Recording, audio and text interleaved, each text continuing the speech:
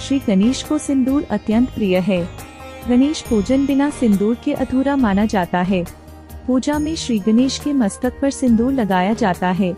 श्री गणेश को सिंदूर अर्पण करने से मनुष्य को कार्यों में सिद्धि मिलती है। विवाह की इच्छा से यदि सिंदूर अर्पण किया जाए तो सुंदर और सुयोग्य जीवन साथी मिलता है। संतान की इच्छा रखने वाले को स्वस्थ और मेधावी संतान की प्राप्ति होती है और घर में सुख शांति रहती है। गणपति जी को सिंदूर अर्पण करने से विघ्नहर्ता व्यक्ति के जीवन को बुरी नजर से बचाते हैं। गणेश जी को लाल सिंदूर अर्पित किया जाए तो व्यक्ति को शांति और समृद्धि मिलती है। सिंदूर को मंगल का प्रतीक माना जाता है, यही वजह है कि गणेश जी को यह अत्यंत प्रिय है। गणेश पुराण की कथा के अनुसार एक बार सिंदूरासुर नामक दैत्य ने देवताओं, मनुष्य, चराचर जगत में रहने वाले सभी प्रकार के जीवों पर अपना आधिपत्य स्थापित कर लिया था, जिसके पश्चात सिंदूरासुर देवताओं के साथ मनुष्यों को भी कष्ट, अशांति, परेशानी और पीड़ा देने लगा। फिर सभी देवता एकमत होकर भगवान शिव के पास गए। सभी देवताओं ने शिव जी से इस परेशानी को बताया और अपनी इस समस्या का उपाय पूछा। तपस्या में लीन भोलेनाथ की आराधना में काफी वर्ष बीत गए थे।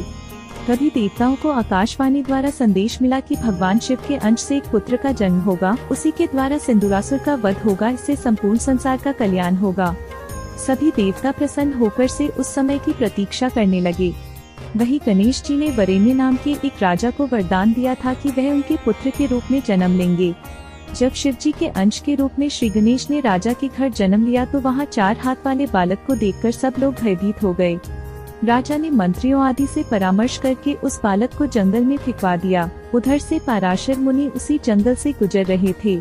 उन्होंने बालक को देखा और उसके शुभ लक्षणों को पहचानकर उसे अपनी कुटिया में ले आए। पराशर ऋषि की पत्नी वात्सल्या बालक को देख आनंदित हो गई और उसका पालन करने लगी।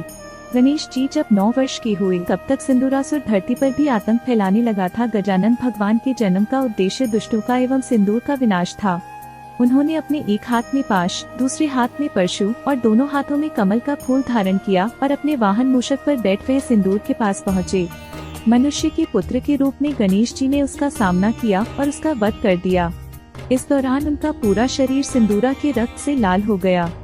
तब माता पार्वती ने उन्हें वरदान दिया कि जो कोई भी तुम्हें सिंदूर अर्पित करेगा वो अपने सारे कष्टों से मुक्ति पाएगा। तो आनंद लीजिए भक्ति की अमृत धारा का और जुड़िए दिव्य सुधा के साथ और हमारे चैनल को सब्सक्राइब करना ना भूले।